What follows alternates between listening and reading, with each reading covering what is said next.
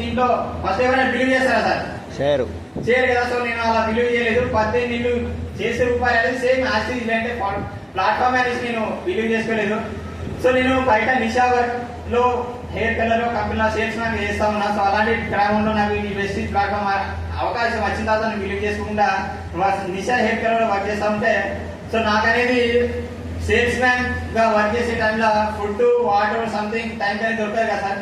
So అలాంటి టైంలో నాకు హీట్ ప్రాబ్లం రావడం జరిగింది. ఆ హీట్ ప్రాబ్లం ఇక్కడ మంచిర్యాల హాస్పిటల్కి వచ్చిన తర్వాత, సో మేడం స్కానింగ్ చేసిన తర్వాత, సార్ మీ ఈ హీట్ ప్రాబ్లం ఏంటంటే ఫుడ్ వల్ల కాదు, వాటర్ వల్ల కాదు, మీరు సరిగా డైట్ మెయింటైన్ చేయకపోవడం వల్ల ఈ ప్రాబ్లం వచ్చిందని చెప్పింది. సో చెప్పిన తర్వాత మేడం ప్రాబ్లం క్లియర్ కావడానికి ఏం చేయాలి మేడం? నేనంటే సంవత్సరం వరకు మీరు కంపల్సరీ కోర్స్ వాడాలి, సంవత్సరం తర్వాత మీ ప్రాబ్లం క్లియర్ అని మేడం చెప్పింది సార్. సో ఇప్పుడు మనం బతకాలంటే కంపల్సరీ కోర్స్ వాడాలి లేదా? సో ఎవరైనా కావచ్చు ప్రాబ్లం క్లియర్ కావాలంటే కంపల్సరీ వాడబడుతుంది. సో ఎందుకంటే నా మీద డిపెండ్ అయిన నా ఫ్యామిలీ ఉంది. సో నేను బతకాలి కాబట్టి కంపల్సరీ 1 year వాడాలని డిసైడ్ అయ్యి 2 months వాడినా సార్. సో 2 నెలలు వాడితే ఆ ప్రాబ్లం క్లియర్ కాలేదు సార్.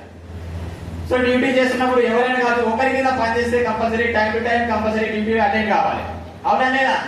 సో డ్యూటీకి రాకపోతే కంపల్సరీ ఉంచుతారు, ఊడవిస్తారా, తీసేస్తారు లేదా? సో నేను 2 నెలలు వాడిన తర్వాత నా ప్రాబ్లం క్లియర్ కాలేదు. మళ్ళీ అంటే లేవలేని స్టేజ్కి వచ్చిన తర్వాత పైన ఎవరైతే బాస్ ఉంటారో వాళ్ళు ఫోన్ చేయడం జరిగింది. కంపల్సరీ నువ్వు డ్యూటీకి రావాలి అని. ఆయన అంటే లేవలేని స్టేజ్ లో నేనున్నా. అలాంటి టైంలో ఎవరైనా డ్యూటీకి పోతారా సార్?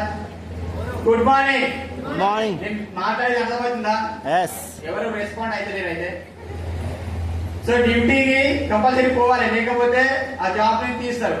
సో అలా చెప్పిన తర్వాత ఒక రోజు ఏంటంటే నా మీద డిపెండ్ అయిన నా ఫ్యామిలీ ఉంది. సో వాళ్ళని ఖచ్చితంగా బాగా చేసుకోవాలనే ఉద్దేశంతో నెక్స్ట్ డే డ్యూటీకి పోయినా సార్. డ్యూటీకి పోతే నెక్స్ట్ ఆ నైటే బాగా ఫీవర్ రావడం జరిగింది. దాని ద్వారా నేను డ్యూటీకి పోలేదు.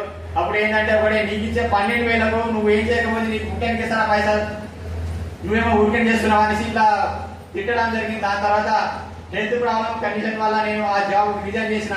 సో జాబ్ పోయింది కానీ నాకున్న ప్రాబ్లం అయితే పోలేదు సార్.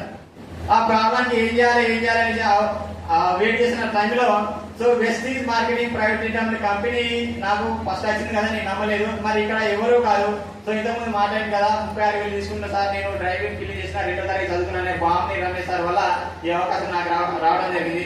సో ఈ అవకాశాన్ని అసలు సార్ ఇంతకుముందు మాట్లాడిన సార్ ఏమో 2వ తరగతి చదువుకున్నాడు సార్, నాది డిగ్రీ కంప్లీట్ అయిపోయింది. సో 2వ తరగతి చెప్పిన వ్యక్తి డిగ్రీ చదువుకున్న నేను ఎవరైనా వింటారు సార్? డిగ్రీ చదువుకున్న వ్యక్తి 2వ తరగతి చదువుకున్న వ్యక్తి చెప్తే వింటారా సార్? సో నేను కూడా వినలేదు. వినకుండా నేను ఏం చేసినట్టే అరే అందరూ అంటారు కదా